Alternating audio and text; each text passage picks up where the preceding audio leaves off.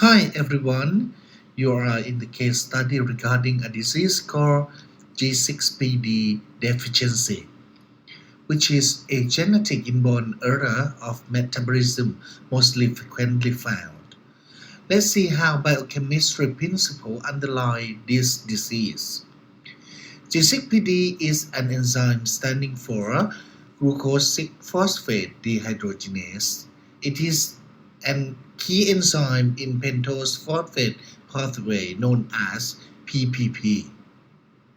Definitely, when this enzyme is defect, mainly by mutation, causing the absence of the enzymes or the reductions of the enzyme activity, the disease showed up and called G6PD deficiency. Let's have a look through the case.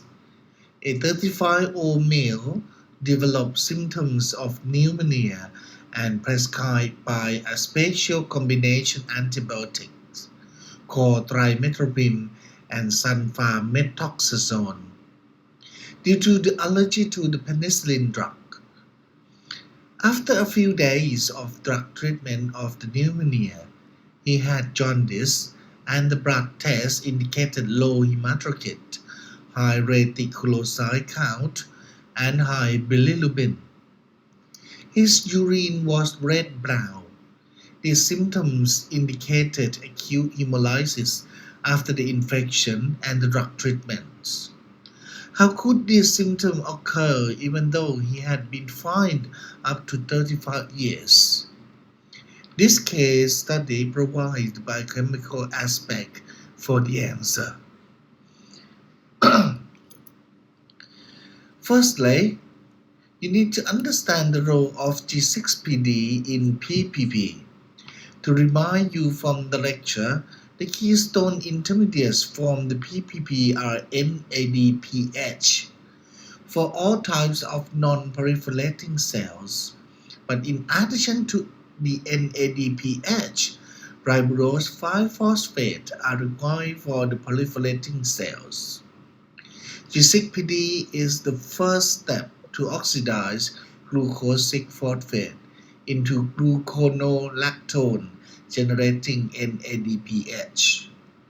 Another reaction to produce NADPH is the last step of the oxidative phase by phosphogluconate dehydrogenase, which also generates ribose 5-phosphate as the final product of oxidative phase in PPP. So two molecules of NADPH are synthesized from a glucose 6-phosphate. In case of the G6PD is absent or has low activity, the cellular level of NADPH is consequently low.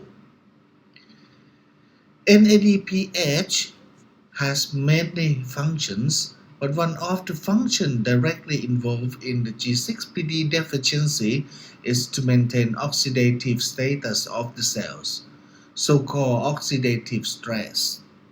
The oxidative stress caused by reactive oxygen species, ROS, such as hydrogen peroxide. Inside cells, there is an enzyme called glutathione peroxidase, which is responsible for the degradation of the toxic hydrogen peroxide into water and oxygen gases. This enzyme requires a reduced form of glutathione, which is in the form of GSH. Once function, the glutathione becomes an oxidized form in the form of GSHG.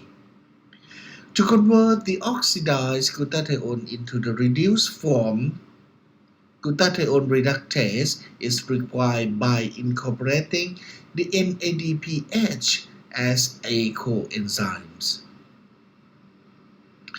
When anyone receives more drugs, such as sulfamethoxazole and trimethoprim, which are the common antibiotic inhibiting the biosynthesis of tetrahydrofolate in bacterial cells, resulting in inhibition of bacterial cell proliferation, due to prevention of nucleotide and protein synthesis. The drugs are metabolized and produce hydrogen peroxide, causing oxidative stress inside the cells. In normal people, in which NADPH is in normal level, glutathione peroxidase fully functions to entirely degrade hydrogen peroxide occur. So the cells are in oxidative balance. In contrast, G6PD deficiency patient whose cellular level of NADPH is relatively low. Glutathione peroxidase hardly functions, so an increase in hydrogen peroxide as well as other ROS was found and resulted in attack phospholipid of the cell's membrane in the process called lipid peroxidation. This is a major cause of cell lysis. In addition, ROS is a cause of hemoglobin damage of red blood cells, and the damage of hemoglobin appear as in dark spot on the red blood cells known as hen's bodies. These together lead to hemolysis, a condition where red blood cells will rise and cause hemolytic anemia. The higher the degree of hemolysis occurs, the lower the hematocrit value is. In addition to the reticulocyte count is high due to the immature red blood cell cannot develop due to the defect of PPP. Once hemolysis, heme and hemoglobin must be metabolized.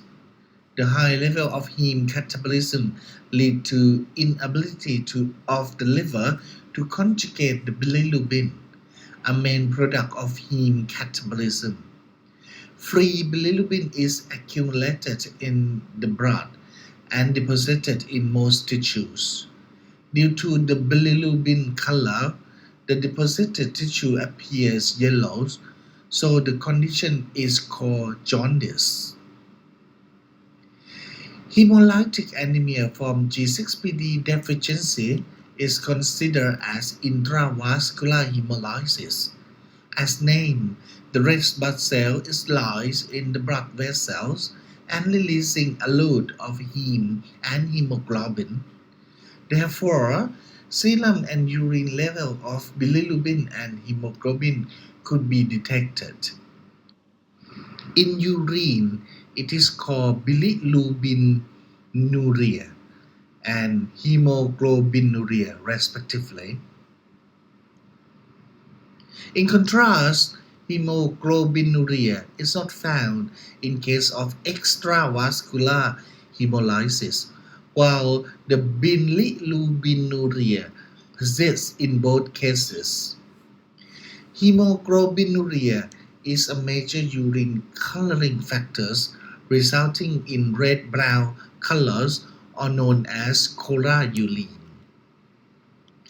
As mentioned from the beginning, G6PD deficiency symptoms are silent, which mean the patients are fine, but when exposure to the potential triggers, which is called cell-producing ROS, the acute symptoms are emerge, leading to acute hemolysis. The potential triggers are as food, including beans such as flour beans, as well as peas and artificial food colorants.